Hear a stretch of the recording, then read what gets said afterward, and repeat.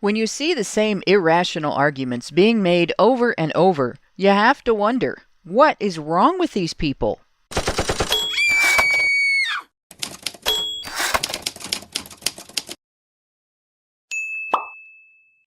As discussed last week, this week we're going to go a bit more in depth into lies used by feminist advocates to promote their narratives and their agenda.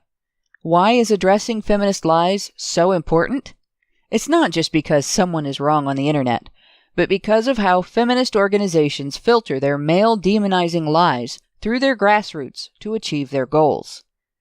Feminists in media and education spoon-feed their young charges false statistics, unsupported theory, and political rhetoric, making the movement a living propaganda machine wherein nobody involved is individually accountable for promoting falsehoods, a dishonesty laundering scam. Those influential few at the top feed their agenda into one end, and the response goes through the ranks to that grassroots who react with little understanding and less concern for the effects of their actions than how their ideology and their activism make them feel. The output is the promotion and spread of numerous logic fallacies that are then used to justify demand for anti-male discriminatory law, policy, and social standards. A logic fallacy is a common error in reasoning that undermines your logic, usually either because it is irrelevant or because it is not a legitimate argument, such that your conclusion is not actually established by the available information. The simplest name for this, when there is not another specific label to put on it, is the non sequitur, defined as a conclusion or statement that does not logically follow from the previous argument or statement. More involved forms of erroneous reasoning have their own labels, which are generally descriptive. When I said I was going to expand on this, one of our patrons drew my attention to a website, quackwatch.com, which discusses the use of fallacious logic in health fraud and quackery. The site describes quackery in terms of sharing misinformation, deliberately or not, in the promotion of false or unproven medical remedies. To me, the connection is pretty clear.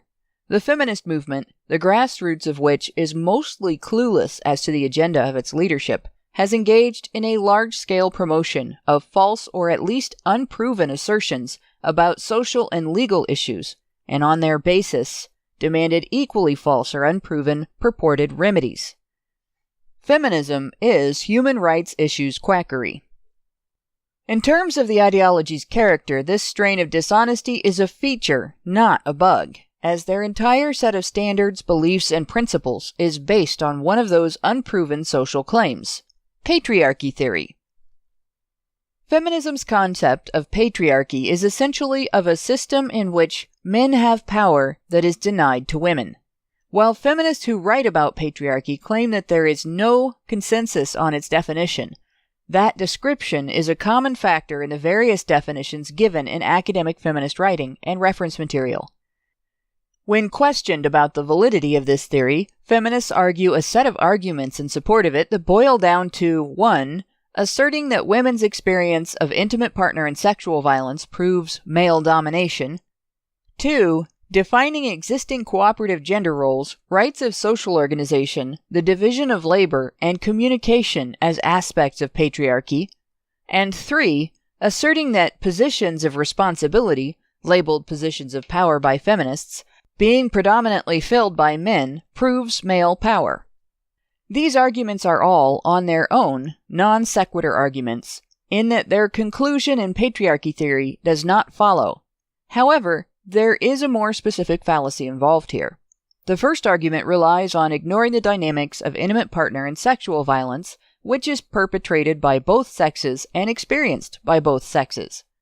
The second relies on the assumption that individual aspects of society's development are all imposed on women against their will by men who have the power to override that will. For these things to actually be evidence validating patriarchy theory, feminists would have to provide solid, irrefutable proof that from these traditions' beginnings, men imposed them all on women against their will. Even if the dynamics exist, but are willingly promoted and enforced by both sexes, that does not lead to a conclusion that we live in a society in which men have power that is denied to women, as willing enforcement by women would be a function of female power.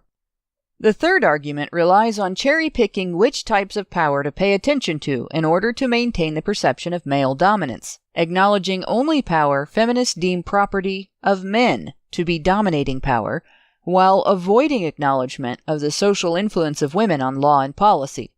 Men in positions of responsibility are, on the most basic level, beholden to female consumers and constituents. What are feminist counters to these points? They claim that intimate partner and sexual violence represents a gendered attack on women because women experience them under a patriarchal system. Asked to prove that traditional gender dynamics, stereotypes, and roles represent patriarchal control of women, they use their own disapproval of and beliefs about these traditions, combined with their existing presumption of male domination, as a reason to assume that is the case.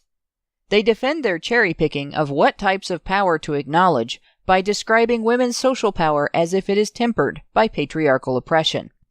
To simplify, feminists support their claim that women live under an oppressive patriarchal system by presenting as their evidence genderless experiences and cooperative social dynamics, which they present as gendered experiences and imposed social dynamics on the basis of the system for which they're being cited as evidence.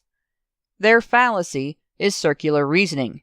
Their conclusion is derived from a premise based on the conclusion, or in other words, their logic goes in a circle that ultimately relies on their belief in their conclusion as proof the conclusion is true. Countering this does not disprove patriarchy theory, but it does not have to. Patriarchy theory is a positive assertion. The burden of proof lies with the person advocating it. Rather, this renders it unproved and therefore ineligible to be used as a rational basis for any other feminist argument. For example, this would invalidate feminist use of the claim that women are uniquely vulnerable due to historical oppression as support for a demand that legal and social remedies for victims of intimate partner and sexual violence should be reserved strictly or mostly for female victims of male perpetrators. If it is not proved that women are oppressed and men are dominant, it's not proved that female victims of male perpetrators are more grievously impacted by these issues than male victims who also experience them, or than victims of female perpetrators. Therefore, society is not demonstrably justified in denying assistance to any one group of such victims for the purported benefit of any other group. These are the types of arguments that are needed in order to untangle the web of lies on which the greater feminist movement's quackery is based. And that act of holding the movement to account for its lies is an essential step toward legal and social reform. Popular opinion must change before society will support such reform, and before legislators will even consider it. Logic and reason are key to that change. It is because of this that HBR Talk will be going over some of the more prevalent feminist fallacies, the flaws in their logic, and how to counter their arguments and the lies on which they are based.